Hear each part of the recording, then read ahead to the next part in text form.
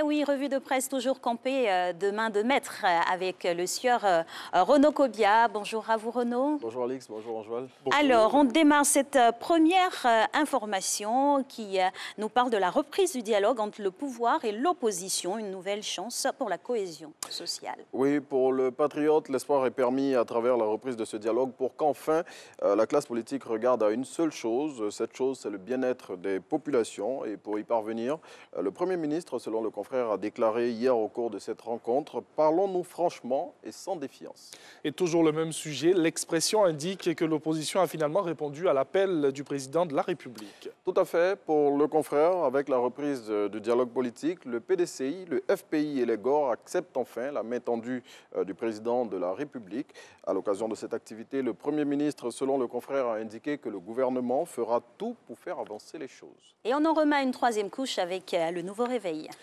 Oui, et le nouveau réveil qui livre les dessous de la participation de l'opposition à cette activité. Le nouveau réveil donc révèle pourquoi l'opposition y est allée. Le confrère indique que les premiers pas du Premier ministre dans cette initiative sont rassurants et dévoile notamment le calendrier mis en place pour la conduite de ce dialogue politique. Et on referme ce sujet avec Le Matin qui indique que le Premier ministre a posé des balises à l'ouverture de l'activité. Oui, le quotidien indique que le Premier ministre, à l'entame de ce dialogue, a fixé les règles du jeu.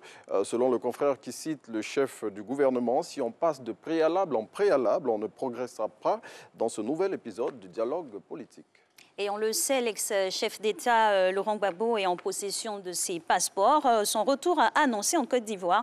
Le quotidien d'Abidjan fait des éclairages. Oui, le quotidien, dans son édition de ce jour, livre les dernières nouvelles sur le retour de Laurent Gbagbo qui avait été annoncé pour cette fin d'année. Pour tout savoir sur les récents développements des préparatifs du retour en terre ivoirienne de l'ex-président ivoirien, il faut vous procurer le quotidien d'Abidjan de ce jour. Et Soir Info donne les suites de l'affaire du passage à tabac d'une professeure d'université. Le confrère revient sur cette affaire qui a secoué l'université Nangui à Borgoa récemment. Il s'agit d'un enseignant qui avait asséné un violent coup de poing à une de ses collègues, la plongeant dans un coma qui a duré quelques jours. Et bien, suite à cette affaire, la ministre de la Famille, de la Femme et de l'Enfant a été saisie par l'Association des femmes chercheurs de Côte d'Ivoire. Et suite à l'implication du professeur Bakayoko Ly Ramata dans ce dossier, le confrère révèle que le mis en cause court de graves sanctions. Carrément, c'est tout à fait scandaleux. Franchement, c'est le cas de le dire. Ah oui, Abidjan Ville Lumière pour avoir quelque chose de beaucoup plus reluisant, ça démarre aujourd'hui. Oui, c'est aujourd'hui que les illuminations de fin d'année initiées par le district autonome d'Abidjan vont être lancées. Cette année, l'édition placée sous le thème Paix, facteur de développement durable ne se tiendra pas en un seul lieu, mais plutôt sur plusieurs sites de la ville d'Abidjan, selon l'Inter.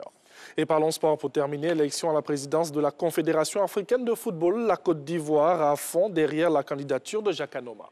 L'État de Côte d'Ivoire s'est engagé pour la victoire de l'ancien président de la Fédération ivoirienne de football à l'élection du patron du football africain qui est prévue pour le 12 mars 2021 à Rabat au Maroc. Et au lancement officiel de sa campagne hier, le ministre des Affaires étrangères a réitéré cet engagement du gouvernement à soutenir le candidat ivoirien en déclarant selon le Patriote « Nous ferons tout ce qui est possible pour que l'Afrique porte son choix sur notre candidat ».